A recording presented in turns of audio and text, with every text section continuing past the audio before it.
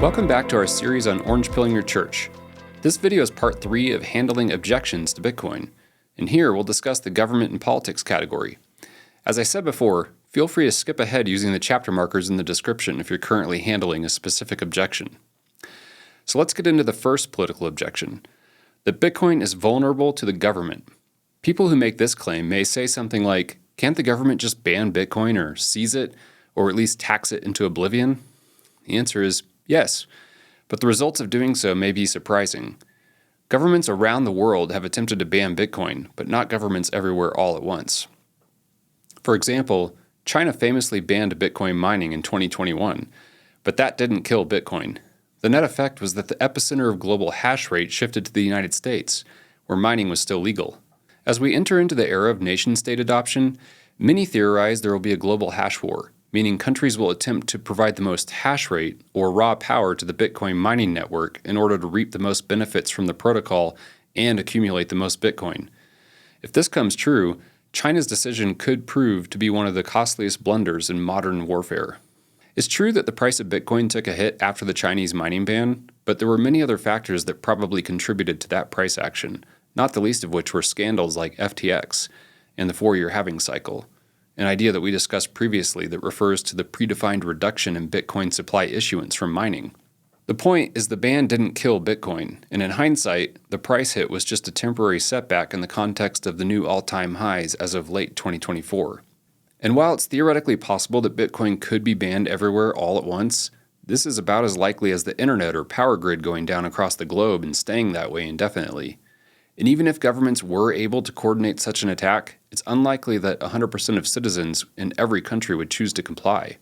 On non-compliance in the Bible, think Gideon from Judges 6, where he beat out the wheat in secret to hide it from the Midianites, or even the Hebrew midwives in Exodus 1, who refused to comply with Pharaoh's order to kill all the male children. The fact is, Bitcoin is a decentralized protocol, and copies of the blockchain are hosted by ordinary people around the world in every country. And this makes it effectively impossible to ban, as every single person running a node would have to be found out and shut down simultaneously. The governments of the world are powerful, but they're not omnipotent or omnipresent. And with many nation-states announcing plans to launch strategic Bitcoin reserves, including the United States, this objection gets even more far-fetched as time goes on. But what about the idea of seizure? Honestly, governments do have a history of seizing Bitcoin, and other assets like gold for that matter, and this is what Bitcoiners call a 6102 attack, a reference to FDR's executive order in 1933 and the Emergency Banking Relief Act, which forced Americans to relinquish their gold under penalty of law. Given this precedent, it is appropriate to fear government seizure of Bitcoin, and this is why fighting to keep Bitcoin decentralized and in self-custody is so important.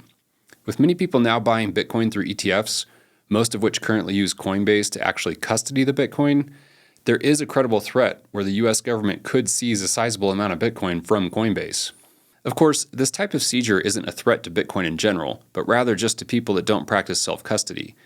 And if the U.S. did decide to take such action, it would probably be to maintain power and wealth, not to destroy Bitcoin. Because unlike other cryptocurrencies which use proof of stake, holding more Bitcoin doesn't give you any more or less control over the network. But we'll discuss this in more detail shortly. The final flavor of this objection, the idea that governments will tax or regulate it into oblivion, has some validity, as even now, in early 2025, Bitcoin doesn't receive the most equitable tax treatment in many developed countries. For example, the United States taxes Bitcoin like property, which means that any buying or selling or even transacting falls under capital gains tax law. If you're buying and holding, or hodling, this doesn't present much of an issue, but if you want to use Bitcoin transactionally on a daily basis, this creates an onerous and often impossible level of accounting to track all the potential gains and losses to report at the end of the year for capital gains taxes. It's possible that governments could go further and institute policies like unrealized capital gains taxes, but it's also becoming more and more likely that Bitcoin will instead be treated as any other currency, and this will pave the way for using it as a medium of exchange, as onerous capital gains accounting will no longer apply. Only time will tell what the future holds, and there are plenty of countries that already treat Bitcoin favorably, and even as legal tender. In a future where Bitcoin is the global reserve currency, countries will have to compete for productive citizens, just like they compete for hash rate and owning Bitcoin directly. For more details on the risk of governments banning Bitcoin, read Chapter 26 in Broken Money by Lynn Alden and Chapter 11 in Gradually Then Suddenly by Parker Lewis. So let's move on to the second objection, which is that Bitcoin can be hijacked by the powerful. People who make this claim may say something like, the government or other rich and powerful organizations like BlackRock can easily manipulate or control Bitcoin. This seems intuitive in a world of fiat currency, where power and money are centralized in the hands of a few, but Bitcoin is the exact opposite. In the previous video, we already discussed how Bitcoin had a fair launch, and it becomes more distributed over time. And in this video, we've already shown how Bitcoin is decentralized and has an ever-increasing hash rate. And this makes it nearly impossible for anyone to hijack, much less governments. From a technical perspective, it is theoretically possible to perform what's called a 51% attack on Bitcoin, but we'll discuss this risk more in Part 4. The less technical risk of hijacking would be a forced hard fork from a player such as BlackRock, the company behind the largest Bitcoin ETF, or the US government after a 6102 attack. In this scenario, BlackRock could choose to fork the Bitcoin code or create a copy with a different set of rules, such as an increased supply cap above 21 million coins. And because people that hold the ETF don't self-custody their coins, BlackRock could choose to only support its new fork of Bitcoin for those wishing to sell their ETF shares. Of course, if BlackRock does this, their version of Bitcoin would likely have less value than the original Bitcoin network because their ETF doesn't own a majority of Bitcoin, and so the financial incentives would be misaligned for such an attack.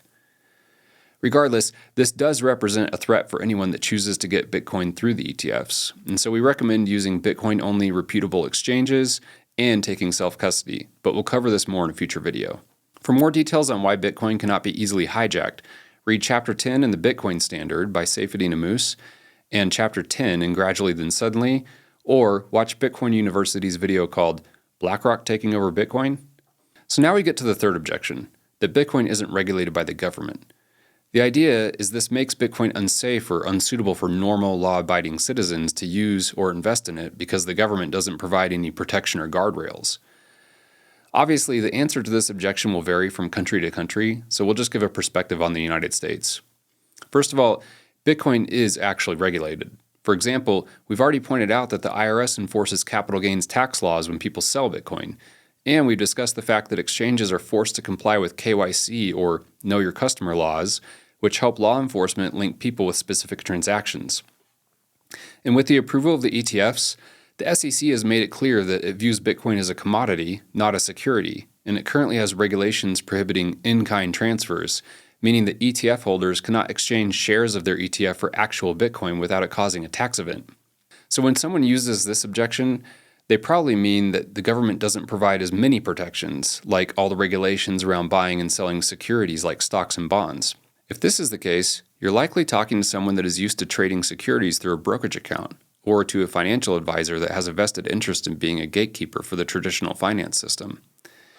These gatekeepers are in lockstep with the government narrative that agencies like the SEC are foundational in protecting retail investors from the sharks on Wall Street. But time and time again, this narrative has been exposed as untrue. For example, the wave of bankruptcies and bailouts during the Great Financial Crisis enriched the banks and politicians that were at the heart of the subprime lending fiasco, while at the same time leaving Main Street reeling for years to follow. But there's an even deeper, more disturbing truth here that we must recognize. In many ways, the governments of modern mega-nations have become nanny states that treat their citizens like children. Many in the West have grown up in a world that promotes very little agency, and holding Bitcoin, a bearer asset, represents a welcome and necessary return to times gone by, when people knew how to take care of themselves, their families, and their communities, and they cherished individual liberty and personal responsibility to those ends.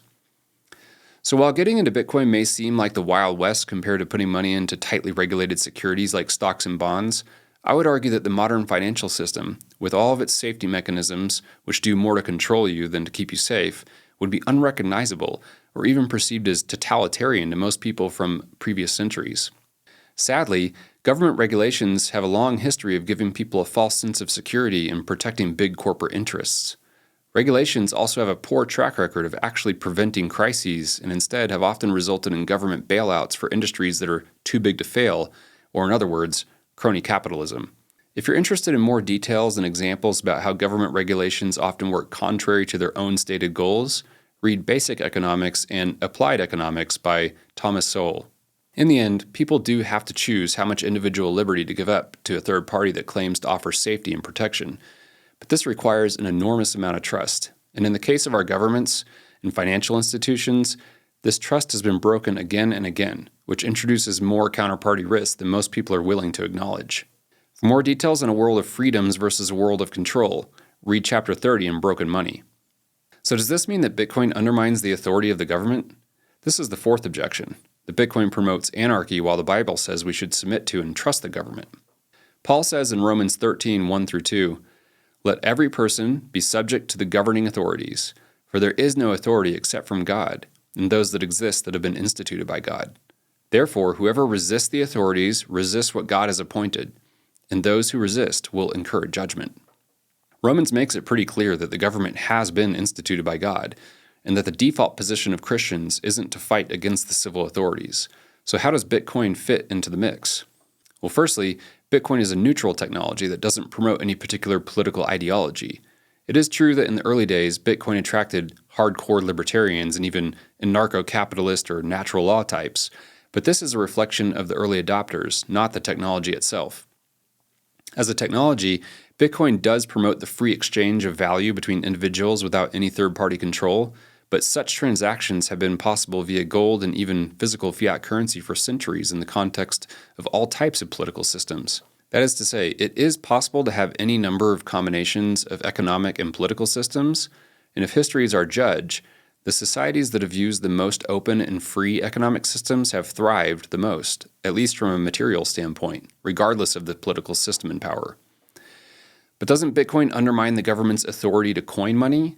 For example, Article 1, Section 8 of the Constitution of the United States gives the government the right to coin money, regulate the value thereof, and fix the standard of weights and measures.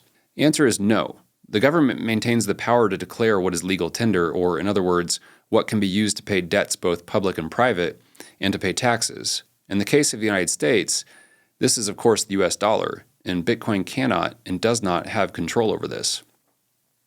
The US government has already classified Bitcoin as property, at least from a tax standpoint, and this means it's legal to own and trade. Again, this is specific to the United States at the time of this recording, and your mileage may vary if you live elsewhere. So please be careful to understand and obey all the local laws and regulations in your jurisdiction. And of course, be sure to pay your taxes in the currency that your government requires. If Bitcoin can help you do this, great. There is one other flavor of this objection, that Bitcoin weakens fiat currencies, which thereby weakens the governments that issue them, which in turn undermines their power and authority. The argument is that even though Bitcoin doesn't claim to be legal tender, many have already accepted it as money, and when they sell their fiat currencies to buy it, those currencies suffer while Bitcoin continues to appreciate. Granted, this is the situation for most, if not all, fiat currencies, but I would argue that this is actually victim blaming. The reality is that it's governments that voluntarily choose to debase their currencies by maintaining reckless fiscal and monetary policies such as endless deficit spending, which is fueled by bond purchases from central banks that create the money out of thin air. Then, to add fuel to the fire, governments license banks that participate in unethical practices such as fractional reserve banking, where banks loan out demand deposits. Contractually, bank customers have the right to demand repayment of such deposits at any time without warning, and this has led to countless insolvencies and bank runs, which then causes the governments to print even more money to bail out the banks. All of this activity increases the money supply, which is the true cause of the inflation that ultimately motivates people to sell fiat for Bitcoin. Yes, the selling does put further downward pressure on fiat currencies, but the same argument can be made for any asset class that people monetize as an inflation hedge, such as real estate, gold, or art. To paraphrase Ludwig von Mises, inflation is not a random or spontaneous event, but rather the consequence of a deliberate policy, and the end result is the loss of purchasing power, which is effectively the same as theft. And even if this is a government policy, that doesn't make it just. The Bible expects us to be prudent and wise with our wealth, and using inflation hedges, Bitcoin or otherwise, is a natural and sad consequence of the fiat system in which we live. For more details on inflation and how the financial system and fiat currencies actually work, read chapters 14 and 15 in Broken Money. So now let's address the fifth and final objection in the government and politics category, that Bitcoin is an elaborate government psyop or psychological operation. People that make this claim might say that a government agency like the CIA or the NSA created it, and therefore the government surreptitiously controls it for unknown or potentially nefarious reasons. I'll give it credit. This is a pretty fun conspiracy theory, but there isn't any evidence to support these claims, and the premise doesn't even really make sense. Bitcoin University has a great video called "Is Bitcoin a Giant Psyop?" And in it, Matthew Crowder points out the absurdity of a government that is simultaneously attempting to control every aspect of its citizens' lives, financial or otherwise, while also effectively making the following statements by creating Bitcoin. 1. Let's give them censorship-resistant money that they can send to anyone in the world without our permission. 2. Let's give them a powerful bearer asset that they can self-custody and thus hold gigantic amounts of money outside of the banking system. And 3. And in the process, let's help defund the U.S. federal government by putting an end to the Fed's ability to print money. The full video is well worth watching, so check it out. Of course, a lot has changed even since the video was released, so this objection makes even less sense at this point. The United States is talking about establishing a strategic Bitcoin reserve by buying Bitcoin.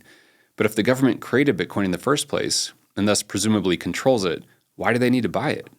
As you can see, as time marches on, many of these objections start to sound pretty silly. But don't use this as an excuse to be impatient or condescending. Remember, most people haven't really given much time or attention to these ideas, and they may just be repeating things they've heard in passing. And with that, we've covered the top 5 objections related to government and politics. In the next video, we're going to cover the technical objections to Bitcoin, so stay tuned.